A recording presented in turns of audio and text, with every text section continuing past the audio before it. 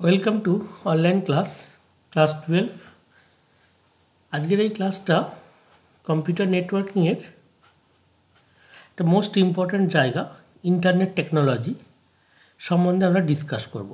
এর আগের ঠিক ক্লাসটাতে আমরা ইন্টারনেটের একটু ডেফিনেশন, সুবিধা অসুবিধা, বিভিন্ন আইপি অ্যাড্রেস, কীভাবে আইপি অ্যাড্রেসগুলো ক্লাসিফিকেশন করানো হয়, তারপর আমরা ডাব্লিউ ডিএনএ এগুলো সম্বন্ধে জেনেছি, ইউআরএল ডিএনএ সম্বন্ধে জেনেছি। আজকের এই ক্লাসটা জানবো ব্রিফলি ইন্টারনেট টেকনোলজিটা কীভাবে এসেছে, টেকনোলজিটা কীভাবে আমাদের সাথে অতপ্রতভাবে জড়িত আছে। আজকে যে আমাদের এই online class, work from home, everything সম্ভব হয়েছে শুধুমাত্র এই ইন্টারনেট টেকনোলজির জন্য। ইন্টারনেট টেকনোলজি তোমরা সবাই বুঝতে পারছো আজকের এই মডার্ন পৃথিবীতে বা মডার্ন যুগে, বিশেষ করে নিউ নর্মাল লাইফে খুবই একটা ইম্পর্ট্যান্ট জায়গা করে নিয়েছে। সমস্ত কিছু সিস্টেম, ই লার্নিং, ই গভর্নেন্স, টুরিজম, সমস্ত কিছু হচ্ছে কিন্তু এই আমাদের ইন্টারনেট টেকনোলজির সাহায্যে। জিনিসটা কি আমরা দেখি। প্রথমে জানতে হবে আমাদের ইন্টারনেট জিনিসটা কি। ইন্টারনেট মানে হচ্ছে, কথাটা হচ্ছে ইন্টার কানেক্টেড, ঠিক আছে। নেটওয়ার্ক মানে কি বলেছিলাম, যখন অনেকগুলো ডিভাইস কানেক্টেড হয় ভায়া সাম লাইন বা ওয়্যারস এবং তারা নিজেদের মধ্যে ডেটা কমিউনিকেশন করে। যদি এই নেটওয়ার্কগুলোকে যদি আমরা তাদের মধ্যে আবার আরও কানেকশন তৈরি করি, যদি অনেক নেটওয়ার্ককে যদি কানেক্টেড করি, যদি ছোটো ছোটো নেটওয়ার্কগুলোকে যদি কানেক্টেড করে সারা বিশ্বে কমিউনিকেশনের ব্যবস্থা করি, তখন সেই যে ইন্টার নেটওয়ার্ক ফ্রেমটা তৈরি হয়, সেটাকে বলি আমাদের ইন্টারনেট। ইন্টারনেট ব্যবস্থাটা দাঁড়িয়ে আছে ওয়ার্ল্ড ওয়াইজ। এটা অ্যাকচুয়ালি ওয়ানের ক্লাসিফিকেশান। আমরা পড়েছিলাম ল্যান্ডম্যান ওয়ানটাকে যদি আমরা বড় করে দেখি, সেটাই হচ্ছে ইন্টারনেট। ইন্টারনেট ব্যবস্থার জন্য আমরা কি করতে পারি, এক দেশ থেকে আরেক দেশ, এক জায়গা থেকে অন্য জায়গা, বিভিন্ন তথ্য, অডিও, ভিডিও, ইমেজ, টেক্সট, সমস্ত কিছু আমরা তথ্যের আদান প্রদান, communication, video conference, chatting, everything নিমেষের মধ্যে করতে পারি। এই সিস্টেমটা তাহলে এত বিশ্বে পপুলারিটি কেন হলো, কেন জনপ্রিয়তা হলো, তার কিছু কারণ বা সুবিধা আছে। সেটা এক নম্বর আমরা দেখো, তাৎক্ষণিক বার্তা বা ইনস্ট্যান্স মেসেজিং। ইনস্ট্যান্স মেসেজিং মানে আমাদের ক্ষেত্রে কী হবে, আমরা যদি কাউকে একটা, আজকে ধরো তুমি এখান থেকে একটা মুম্বাই বা চেন্নাই কাউকে চিঠি পাঠাতে যাও, সেটা যদি আমরা পোস্টালের মাধ্যমে পাঠাই অনেক সময় লেগে যাবে। কিন্তু যদি তুমি একটা চ্যাট বা মেল করে দাও, এটা উইদিন ফ্র্যাকশনাল সেকেন্ডে সেই তথ্যটা পৌঁছে যাবে। তারপর হচ্ছে দেখো দিক নির্দেশন। আমরা জানি, তোমরা সবাই জানো, জিপিএস সিস্টেম, গুগল ম্যাপ ইত্যাদির মাধ্যমে আমরা কি দেখি না, আমরা কোনো লোকেশান, কোনো জায়গার লোকেশান আমরা দেখতে পাই। আমরা কোনো একটা অফিস, কোনো জায়গা, অন্য জায়গাকে আমরা খুব সহজে খুঁজে বার করতে পারি গুগল ম্যাপের মাধ্যমে। আর সেটা হয় সম্ভব হয়তো ইন্টারনেটের জিপিএসের থ্রু দিয়ে। অনলাইন শপিং, এটা তোমাদের কাছে মডার্ন এজের ছেলে মেয়েদের কাছে নতুন কিছু নয়। তোমরা সবাই, আমরা দেখেছি বিভিন্ন ধরনের শপিং যে সাইটগুলো আছে, আমরা অনলাইন শপিং সেখান থেকে নিজের মতো কেনাকাটা করি, ঘরে বসে কেনাকাটা করতে পারি, যেতে হয় না। আর সে পেমেন্টটাও হয় কি অনলাইন ব্যাঙ্কিংয়ের মাধ্যমে। ব্যাঙ্কে যাওয়া অ্যাভয়েড করতে পারি, ভিড়কে অ্যাভয়েড করতে পারি। আমরা এক জায়গা থেকে অন্য কোনো টাকা ট্রান্সফার, পেমেন্ট করা, সমস্ত কিছু বাড়িতে একটা মোবাইল আর ইন্টারনেট থাকলে আমরা করতে পারি। অনলাইন বিক্রয়, একই শপিংটাই বলা চলে, বাড়ি থেকে কাজ করা, এটাকে বলা হয় ওয়ার্ক ফ্রম হোম। আজকে আমরা সবাই করছি, তোমরা এক জায়গায়, আমি এক জায়গায়, ক্লাসও হচ্ছে বাড়ি থেকে, সেটাও ইন্টারনেটের সুবিধার জন্যে। কেরিয়ার বিল্ডিং, এইটা একটা ভীষণ ইম্পর্ট্যান্ট পয়েন্ট। আজকের যে মডার্ন যুগের ছেলেমেয়েরা, তারা, তোমরা বাড়িতে বসেই বিভিন্ন কোর্স কমপ্লিট করতে পারো যদি নিজের ইচ্ছে থেকে। কোর্সেরা বলে একটা সাইট আছে, এছাড়া অনেক অনলাইন ট্রেনিং, তুমি মনে করো ইউটিউব দেখে, তোমার ভিডিও দেখে তুমি নিজেকে আরও ডেভেলপ করতে পারো, পার্সোনালি টেস্ট ডেভেলপ করতে পারো, কম্পিটিটিভ পরীক্ষার জন্য নিজেকে প্রিপেয়ার করতে পারো, কী ধরনের পড়াশোনা করো, সমস্তটাই করতে পারি কেরিয়ার ডেভেলপমেন্টের এইটা নিয়ে। এটাকে বলে কেরিয়ার বিল্ডিং। আর হচ্ছে বিনোদন। ইন্টারনেটের মাধ্যমে তোমরা তো জানো, ইন্টারনেট আছে বলেই তোমাদের কাছে অনেক অ্যাভেলেবেল আছে, নেটফ্লিক্স, ইউটিউব, আরও অনেক কিছু, যার মাধ্যমে আমরা কি সারাদিন বিনোদনের দুনিয়াতে যুগে থাকতে পারি। গেমস, অনলাইন গেমস, এই সুবিধাগুলোর জন্য আমাদের কাছে ইন্টারনেট এত পপুলার হয়ে গেছে সবার কাছে। কিন্তু এই ইন্টারনেট সিস্টেমটা কীভাবে এলো আমাদের কাছে, তার একটা ব্রিফ হিস্ট্রি বা এভলিউশন অফ ইন্টারনেট আছে। এই প্রথম ইন্টারনেট যারা নিয়ে আসা হয়েছিল সেটা হচ্ছে আমেরিকার একটা ডিফেন্স সিস্টেম, সেটাকে বলে আরপানেট। প্রথম আমেরিকার ইন্টারনেটের জনক বলা এদিকে। কিন্তু তার আগে দেখা গেল যে আমেরিকার প্রতিরক্ষা দপ্তর 1968 খ্রিস্টাব্দে তারা আইএমপি বলে একটা নিয়ে আসে, ইন্টারফেস মেসেজ প্রসেসর তৈরি নেয়, যার এনডাব্লিউজি বলে একটা ছিল নেটওয়ার্কিং গ্রুপ তৈরি করে তারা বিভিন্ন ধরনের কমিউনিকেশন করতো, কী করতো, তথ্যের আদান প্রদান। কিন্তু ইন্টারনেট কনসেপ্টটা প্রথম নিয়ে এসেছিল আরপানেট।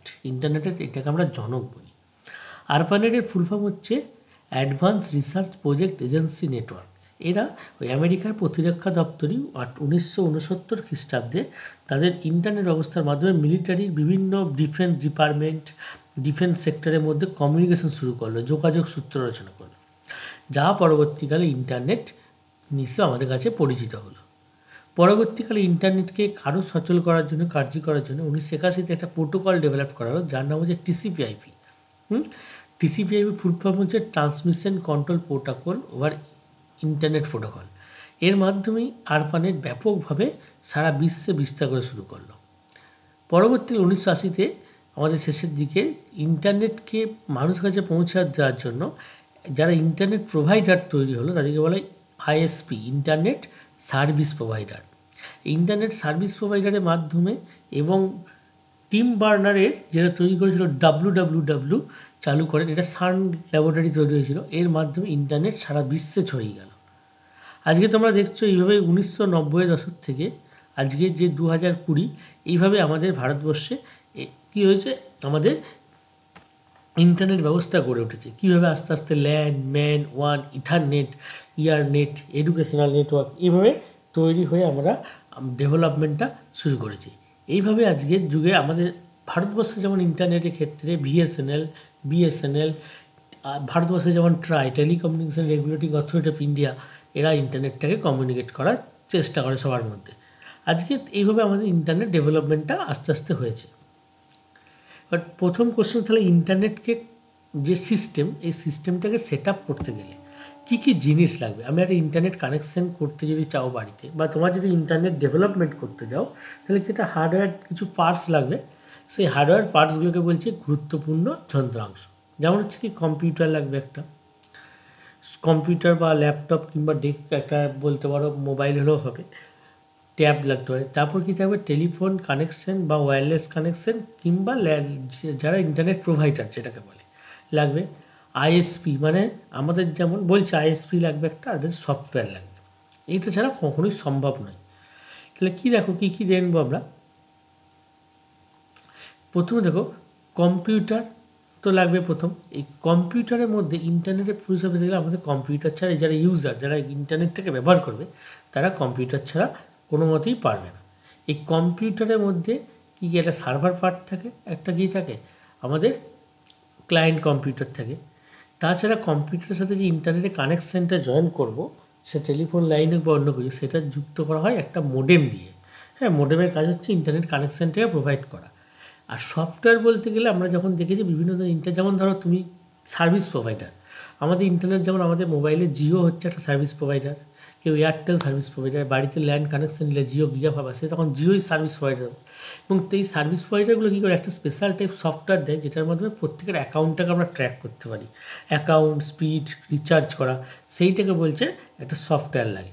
ঠিক আছে, এই আইএসপিটা সফটওয়্যারটা সম্বন্ধে, বিশেষ করে ইন্টারনেট সার্ভিস প্রোভাইডারের মেন সফটওয়্যার থেকে আইএসপি সম্বন্ধে ভালো করে জানতে হবে।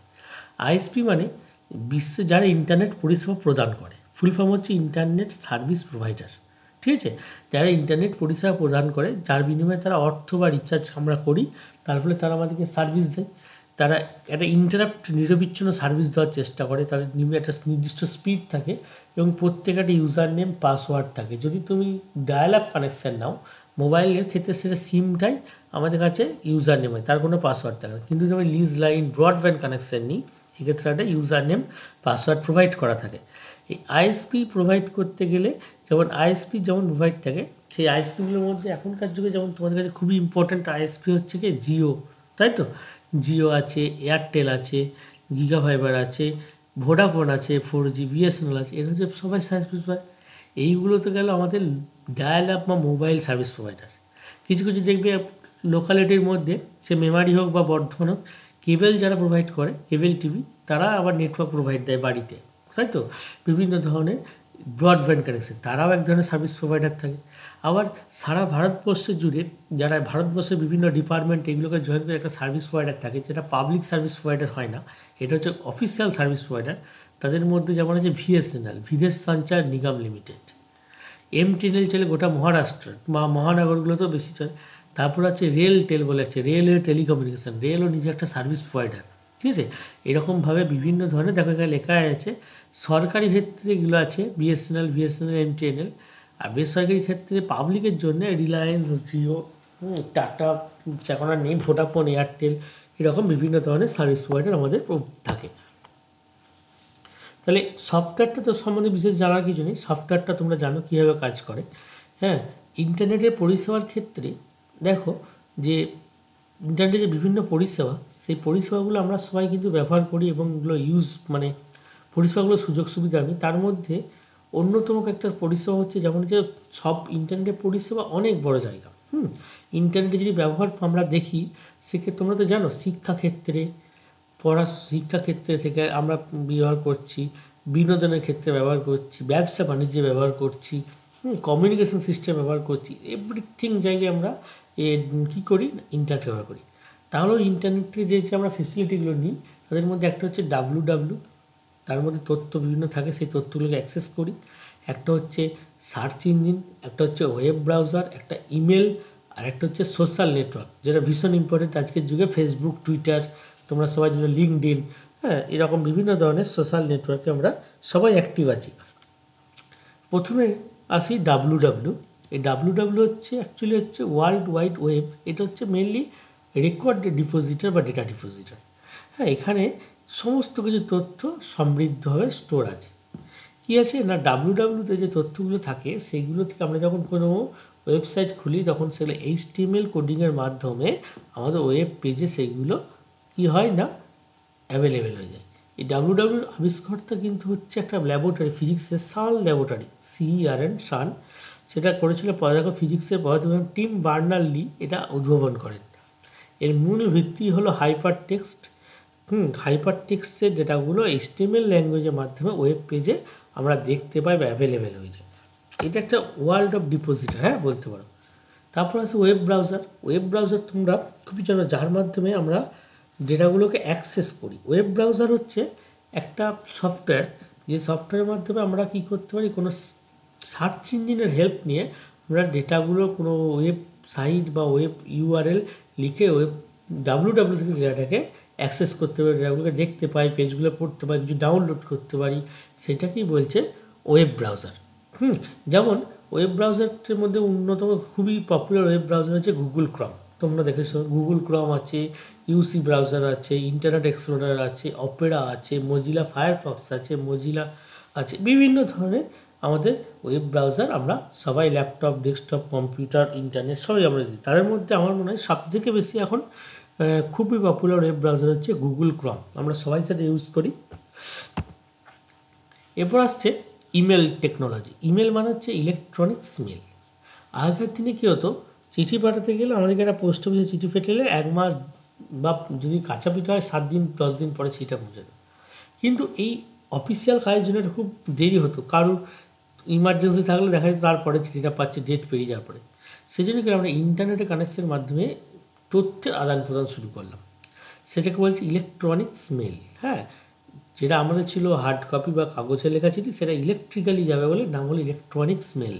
এই ইলেকট্রনিক্স মেল পাঠানো হয় কিন্তু সার্ভিস প্রোভাইডারের মাধ্যমে। আমি যখন নেটটা ইউজ করি তখন আমার বাড়িতে আমরা দেখেছো ইলেকট্রনিক্স মেলের যে বিভিন্ন প্রোভাইডারগুলো, যেমন হচ্ছে ইমেলের ক্ষেত্রে যেমন হচ্ছে জিমেল আছে, বিভিন্ন কোম্পানি বা বিভিন্ন ওয়েব অ্যাকাউন্ট আমরা ইউজ করি, জিমেল আছে, রেডিফ মেল আছে, ইয়াহু মেল আছে, হট মেল আছে, এরকম বিভিন্ন ধরনের ইমেল আমরা ইউজ করি। ইমেলগুলো যখন আমরা ব্যবহার করি, আমাদেরকে প্রথমে কী করতে হয় না, ইমেলের একটা অ্যাকাউন্ট করতে হয়। তোমরা সেটা জানো, সাইন আপ কী করতে হয় না, তোমার নাম, title, date of birth, phone number, address এসব দিয়ে একটা অ্যাকাউন্ট করতে হয়। জিমেল হোক, রেডি মেল হোক, হটমেল হোক, ইয়াহু মেল হোক, যে কোনো জায়গাতে ভিভো মেল আছে, মেল আইডি। তাহলে এই করার পরে সেখানে আমরা ইউজার নেম আর পাসওয়ার্ড দিয়ে যখন অ্যাকাউন্টটা তৈরি করি, পরে কী করতে লগ ইন করতে হয়। আমরা ইউজার নেম আর পাসওয়ার্ড দিয়ে লগ ইন করি, যে ইউজার আইডি যেটা থাকে ওইটাই হচ্ছে ইমেল আইডি। তো খোলার পরে তোমাকে যদি কোনো চিঠি বা কিছু তথ্য পাঠাতে হয়, মেলের মধ্যে একটা পার্ট থাকে কম্পোস্ট মেল, ঠিক আছে। এই কম্পোস্ট মেলে ক্লিক করলে ওখানে দুটো জিনিস থাকে, টু, ফ্রমটা তোমারটাই থাকে, আর সাবজেক্ট আর বডি আর তার সাথে অ্যাটাচমেন্ট থাকে কিছু। হ্যাঁ, এই অ্যাটাচমেন্ট থেকে তুমি কিছু অ্যাটাচ করতে পারো। টুয়ে যাকে পাঠাচ্ছ তার ধরো তুমি পাঠাচ্ছ xyz@gmail.com, ধরো পাঠাচ্ছে abc@gmail.com থেকে। আগে এবিসি লগ ইন করলো, এবিসি, হ্যাঁ, @gmail.comটা যাওয়ার প্রয়োজন পড়ে না, তার পাসওয়ার্ড দিলে লগ ইন হয়ে যাবে। একটা কম্পোস্ট মেল ইনবক্স থাকে, ইনবক্সে কী হয়, মেলগুলো যেগুলো আসছে সেগুলো ইনবক্সে জমা হয়। সেন্ড মেল আমরা দেখতে পাই কোন কোন মেল পাঠাচ্ছি, আর একটা কম্পোস্ট মেল থাকে, ড্রাফট থাকে, অনেক আছে।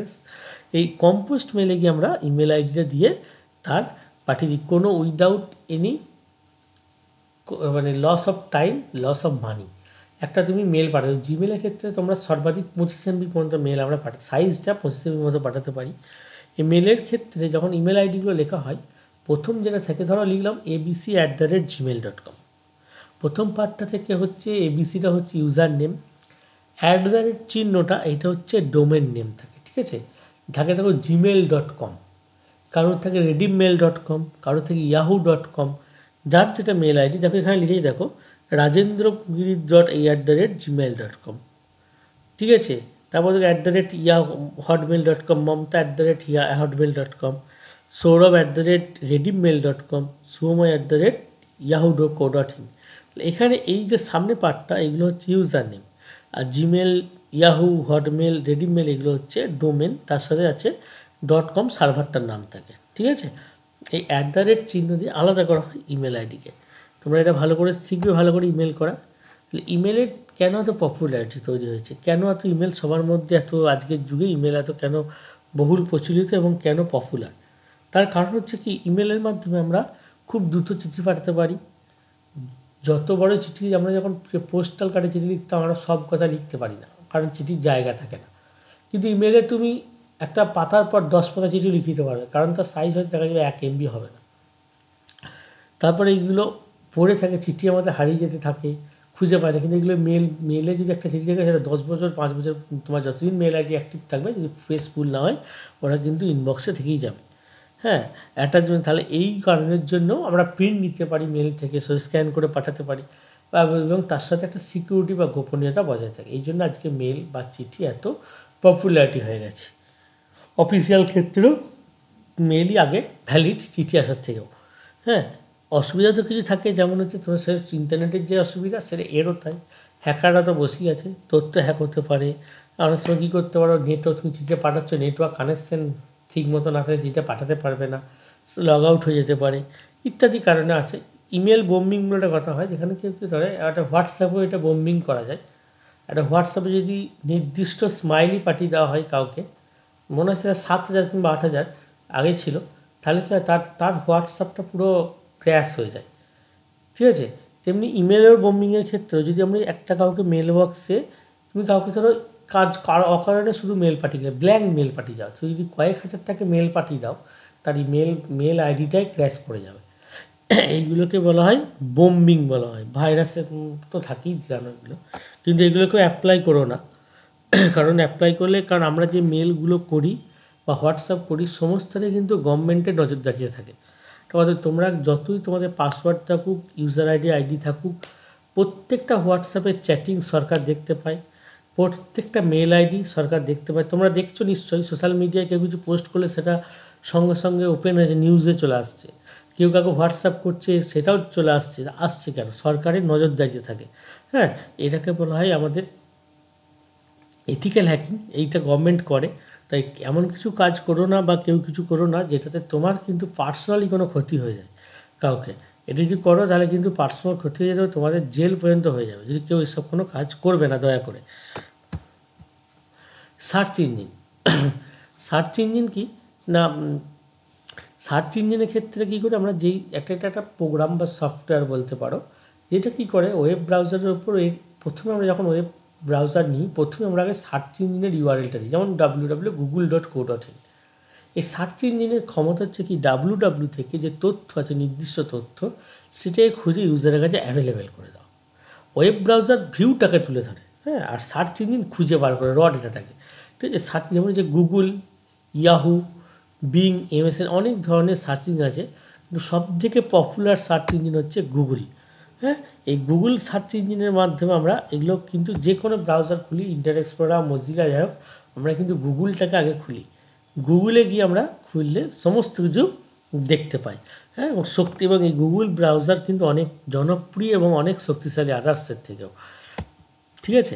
এইভাবে তোমরা সমস্ত ইন্টারনেট যে বেসিক টপিকগুলো বললাম ভালো করে পড়বে, এবং ছোটো ছোটো জায়গায় এখান থেকে শর্ট কোশ্চেন আছে, যেহেতু তোমাদের 35% সিলেবাস রিডিউসড হয়ে গেছে, তাই আশা করি ইন্টারনেট পার্টটা খুবই জরুরি। আমি এই পার্টটা আগে পড়াইনি, কারণ আগে যে পার্টগুলো পড়িয়েছিলাম সেগুলো ছিল, সেখান থেকে কিছুটা বাদ গেছে, তোমরা দেখেছো।